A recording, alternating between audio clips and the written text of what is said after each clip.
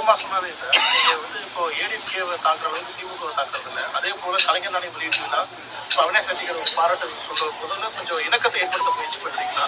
ஆனா நீங்க நான் உங்களை பத்திரிகையாளர்களை எப்பொழுதுமே அவங்கள ஒன்றும் தெரியாதுன்னு நினைக்கிற ஆள் நான் கிடையாதுங்க. உங்களுக்கு எல்லாம் தெரியும், எல்லாம் ஃபுல்லா சுத்துறீங்க, அரசியல் கட்சிகளை பாக்குறீங்க, தலைவருடைய பாடி லாங்குவேஜ் வச்சு கண்டுபிடிச்சிருவீங்க, யார் என்ன பேர்லாம் தெரியும். அதனால உங்களை எப்பொழுதுமே அறிவாளிகளா தான் நான் பேசுறேன்.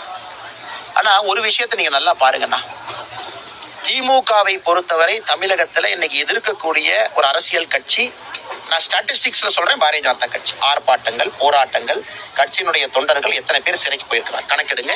அதிமுகவை கணக்கெடுங்க. தலைவராக எடப்பாடி அண்ணனை என்னையும் கம்பேர் பண்ணுங்க. என் மீது போடப்பட்டிருக்கக்கூடிய வழக்குகளும் எடப்பாடி அண்ணன் மீது 3 வருடங்கள் போடப்பட்டிருக்கக்கூடிய வழக்குகளை பாருங்க. என் மீது போடப்பட்டிருக்கக்கூடிய கேஸை பாருங்க. உதாரணத்திற்கு ராஜ்நாத் சிங் ஐயா வரவேற்கிறதுக்கு நானும் இருந்த டிஆர் பால் அவர்கள் இருந்தாங்க. 2 பேரும் வரவேற்போம். டிஆர் பால் அண்ணன் அவர்கள் ராஜ்நாத் சிங்ஜியை பார்த்து என்ன சொன்னாங்கன்னா, என்னுடைய எதிரி அப்படின்னாரு. என்னை பார்த்து சிரிச்சுக்கிட்டே சொன்னார். நானும் சிரிச்சுட்டே சொன்னேன், ஆமாங்க ஐயா எதிரி, நாங்க 2 பேரும் கேஸ் மாத்தி மாத்தி போட்டிருக்கோம். அவர் என் மேல 500 கோடி ரூபாய் மான நஷ்ட வழக்கு போட்டிருக்காரு, நான் 100 கோடி ரூபாய் போட்டிருக்கேன், கேஸ் நடந்துகிட்டு இருக்கு. இதுல அவரு ஜெயிக்கிறாரா நான் ஜெயிக்கிறான்னு பார்த்திருக்கேன். அவர் மேல ஊழல் வழக்குக்காக நான் வெளியிட்டிருக்கேன். அவரும் என்ன எதிரின்னு சிரிச்சுட்டு சொன்னார், நானும் சிரிச்சுட்டு எதிரின்னு சொன்னேன். நாங்கள் எதிரி தான், அதுல எந்த மாற்று கருத்து இல்லை. வழக்கு நடக்கத்தான் போகுது. இருவரும் இன்னொருத்தர் மேல கேஸ் போட்டிருக்கோம். RS பாரதி அவர்கள் என் மேல கேஸ் போட்டிருக்காரு, நான் RS பாரதி மேல 1 கோடி ரூபாய்க்கு வழக்கு போட்டிருக்கேன். அது மாறப்போகுதா? மாற போறதுல எதிரி தான். அதுல முதலமைச்சர் அவர்கள் எங்களை தொலைபேசி மூலமாக வாங்குன்னு அழைக்கிறாங்க.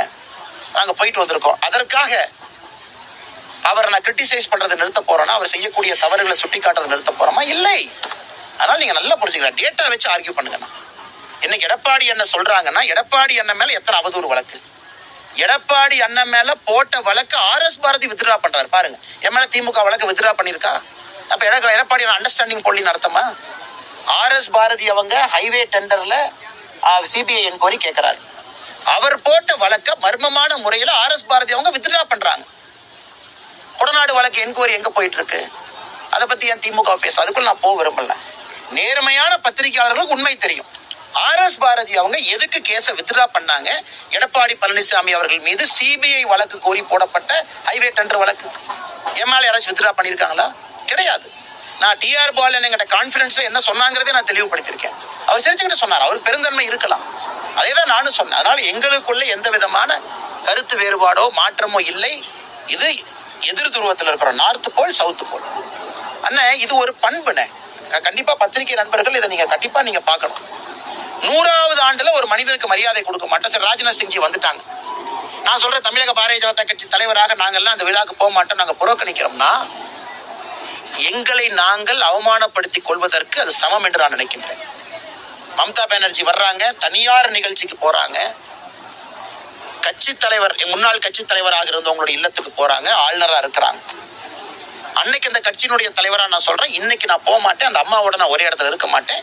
அடுத்து நான் போய் இலகணேசன் ஐயா அவருடைய ஆசீர்வாதத்தை அவர் காலில் விழுந்து ஆசீர்வாதத்தை வாங்கிட்டு வரேன். 80வது ஆண்டு 70வது ஆண்டு. அதே போல மத்திய பிரதேசனுடைய பாரதிய ஜனதா கட்சியினுடைய முதலமைச்சர் கோயம்புத்தூருக்கு வர்றாங்க, நான் போகல. காரணம், அண்ணே தமிழ்நாடு அரசு மோசமா இருந்தாலும் எங்க ஊரினுடைய பணத்தை எல்லாம் நீங்க மத்திய பிரதேசம் கொண்டு போறீங்க, எனக்கு அதுல விருப்பம் இல்லை. அதனால நீங்கள் எங்க கட்சியை சார்ந்த முதலமைச்சராக இருந்தால் நான் வரமாட்டேன். எல்லா இடத்திலும் இவங்க என்ன நினைக்கிறாங்கன்னா, ஒரு தேசிய கட்சி, இவங்க அண்ணாமலை தேசிய கட்சி, AP முருகானந்த தேசிய கட்சி, GK நாகராஜனா மலர்புரி தேசிய கட்சி. தேசிய கட்சினா தமிழ்நாட்டை மறந்துடுவாங்க. இதுதான் அடிப்படை முட்டாள்தனம். தேசிய கட்சியிலிருந்து எங்கள் கட்சியினுடைய முதலமைச்சருடைய நிகழ்வை நான் புறக்கணிக்கிறேன். அதை பத்தி ஏன் எடப்பாடி நான் பேச மாட்டாங்க? கர்நாடகால பாரதிய ஜனதா கட்சியினுடைய அரசு மேகதாது அணையை கட்டுவோம் என்று சொன்ன பொழுது அவர்களை எதிர்த்து உண்ணாவிரதம் இருந்தோம். இந்தியாவில் இந்த காட்சியில எங்க பார்த்திருக்காங்க? அதை பத்தி ஏன் பேச மாட்டீங்க? தமிழ்நாட்டினுடைய நன்மையை நம்பர் 1 வச்சு வேலை செய்யறோம். கலைஞர் கருணாநிதி அவர்கள் 5 முறை முதலமைச்சராக இருக்கிறாங்க. அதனால எங்களுக்கு இருக்கக்கூடிய பிரச்சனைகள் எல்லாம் வெளிக்காட்டாம நாங்க போய் நின்றுட்டு வர்றோம், மரியாதை கொடுக்கிறோம். ராஜ்நாத் சிங்ஜி ஐயா வரும் பொழுது கட்சி சார்பாக, கட்சியின் சார்பாக வாங்கன்னு தான் நாங்க சொன்னோம். நோ அப்ஜெக்ஷன், நீங்க வந்துட்டு போங்க ஐயா, கலைஞர் கருணாநிதிக்காக செய்ய வேண்டிய கடமையை நம்ம செய்வோம். இதையெல்லாம் எடப்பாடி எல்லாம் பேச மாட்டாங்க. அவங்க மாத்தி மாத்தி பங்காளின்றாங்க. நாங்க 2 பேரும் பாரதிய ஜனதா கட்சியை மட்டும் வளர விட மாட்டோம், இந்த பங்காளி இருக்கணும், இல்லாட்டி இந்த பங்காளி இருக்கணும். நாங்க சொல்றோம், நாங்களும் 3வது பங்காளி தாங்க, நாங்களும் இங்க தான் மாமா மச்சான் தான் நாங்களும். அதனால இந்த 2 பங்காளி வேண்டாம், நாங்க உள்ள புது பங்காளியா வர்றோங்கிறோம். அது தமிழக மக்கள் அங்கீகாரம் கொடுத்து 11% ஓட்டு, தேசிய ஜனநாயக கூட்டணிக்கு 18% ஓட்டு கொடுத்திருக்கிறாங்க. அதனால் இதை கொச்சைப்படுத்த வேண்டும் என்று ஆர்பி உதயகுமாரன் தனிப்பட்ட முறையில் நான் தாக்கல. அவர் தனிப்பட்ட முறையில கலைஞர் கருணாநிதி அவர்கள் சமாதிக்கு போய் ஒரு வணக்கம் செலுத்தியதை தவறுன்னு குற்றச்சாட்டு சொன்னாங்கன்னா, நான் யாருக்கும் போய் இன்னைக்கு அதே தனி மனிதன் கூட அவங்க இருந்தா நான் பேச மாட்டேன். அதே சசிகலா அம்மாக்கு இன்னைக்கு ஆர்பி உதயகுமாரன் மரியாதை செலுத்திட்டோம், அவர்கள் தனிப்பட்ட விஷயம் நான். ஆனா இன்னைக்கு அவங்களை எதிரிங்கிறாங்க. அங்கதான் பாருங்க, அன்னைக்கு போய் பக்கத்துல இப்படி நின்னவங்க, 3 அடி தள்ளி நின்னவங்க, இன்னைக்கு அவங்கள பத்தி தவறா பேசுறாங்க. இதுதான் இந்த அரசியல் கட்சி தலைவர்களுடைய இலக்கணம். ஒன்னா இருந்தா ஒன்னா இருங்க, மரியாதை கொடுத்தா மரியாதை கொடுங்க. அது எப்படி 2 வருஷத்துக்கு முன்னாடி உங்களுக்கு பங்காளிக இன்னைக்கு பகையாளி? அதனால ஆர்பி என்ன பெட்டு வச்சார் வரும்போது, நேத்துல உங்களை பெட்டு வச்சாங்க. அண்ணே முதல்ல உங்களை திட்டுறது செல்லூர் ராஜன் இவரு சொன்னாரு. 100 ரூபா பந்தயனே ஆர்பி உதயகுமாரன் தான் முதல்ல திட்டுவாரு. அக்கா சொன்னாங்க 100 ரூபா பந்தயம் இவங்க தானே திட்டுவாங்க.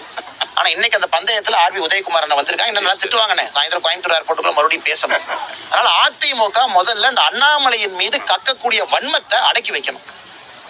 காலையிலிருந்து ராத்திரி வரைக்கும் இவ்வளவு பெரிய ஒரு கட்சி, புரட்சி தலைவருடைய கட்சி, புரட்சி தலைவனுடைய கட்சி, என்னை போன்ற சாதாரண மனிதனை காலையிலிருந்து நைட்டு வரைக்கும் வசைபாடுவது எனக்கு பெருமையாக நான் எடுத்துக்கொள்கின்றேன். என்னுடைய கட்சிக்கு பெருமையா நான் எடுத்துக்கிறேன். காலையிலிருந்து நைட்டு வரைக்கும் ஒரு முன்னாள் முதலமைச்சர் வசைப்படுறார், ஏதோ ஆளுநருக்கும் முதலமைச்சருக்கும் நான் புரோக்கர் அப்படி.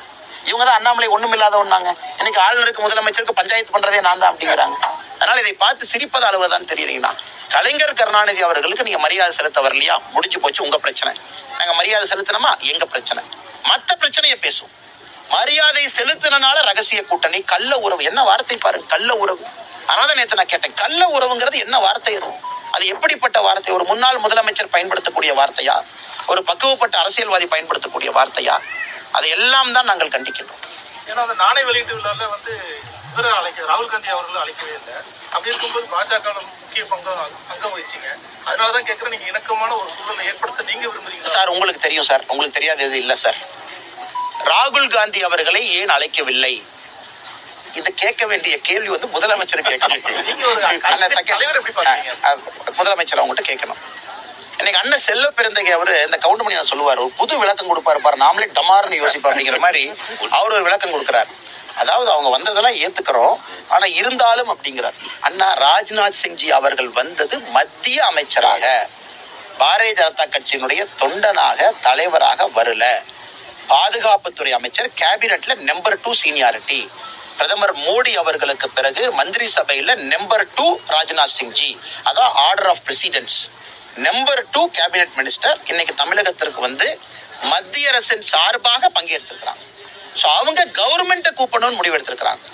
நாளைக்கு ராகுல் காந்தி ஐயாவை இன்னொரு நிகழ்வுக்கு கூப்பிடுறாங்களோ அவங்க இஷ்டம். முதலமைச்சர் அவர்கள் மத்திய அரசை கூப்பிட்டு வந்துட்டு போயிருக்கிறாங்க. ஆனா இங்க மாட்டிட்ட ஒரே ஆள் நான் தான். ஏன்னா நான் அரசு இல்லை, நான் ஒரு சாதாரண மனிதன், கட்சியினுடைய தலைவர். இப்ப எனக்கு பாத்தீங்கன்னா என்ன சொல்லுவாங்கன்னா, இந்த பக்கம் ஒரு இடி அந்த பக்கம் ஒரு இடின்னு மத்தளத்துல கொட்டுற மாதிரி எங்களுடைய மத்திய அமைச்சர் வந்தாலும் அரசியல் கட்சி தலைவராக நாகரிகத்தையும் கடமையும் செய்ய வேண்டியது என்னுடைய தலையாய பொறுப்பு. அதை செஞ்சிருக்கிறேன். அதனால இதையே திரும்ப திரும்ப அவங்க அப்படி நோண்டி எடுத்தாங்கன்னா வெரி சாரி அண்ணா. நீங்க பாருங்க, நானே வெளியிட்டு முடிச்சாச்சுனே, அடுத்த நானே நாளைக்கு வெளியிடுவாங்க. இன்னைக்கு இதே தான் போயிட்டு இருக்கு. ஏங்கண்ணா சொல்லுங்கண்ணா. அண்ணா இன்னைக்கு மக்கள் எல்லோரும் எங்களை விரும்புறாங்க. நான் பாரதிய ஜனதா கட்சி வரணும்னு நினைக்கிறேன். எந்த பங்காளிகளோடும் போக போறது இல்ல. நீங்க பாத்துருக்கீங்க, பாரதிய ஜனதா கட்சி 2024 அற்புதமான கூட்டணி மக்கள் முன்னாடி நிக்கிறாங்க. கூட்டாட்சி நம்ம சொல்லியாச்சு. அதனால பங்காளி என்று சொல்வதை விட எங்க கூட்டணி மாம மச்சான் கூட்டணி. இது பங்காளிகள் வேண்டாம், நாங்க மாம மச்சான் கூட்டணி. எல்லோரும் இணைந்து அக்கா தங்கைகள் மாம மச்சானாக இருந்து தமிழகத்தை வளப்படுத்துவதற்கு தேசிய ஜனநாயக கூட்டணி இருக்கு. இது மாமா மச்சான் கூட்டணி.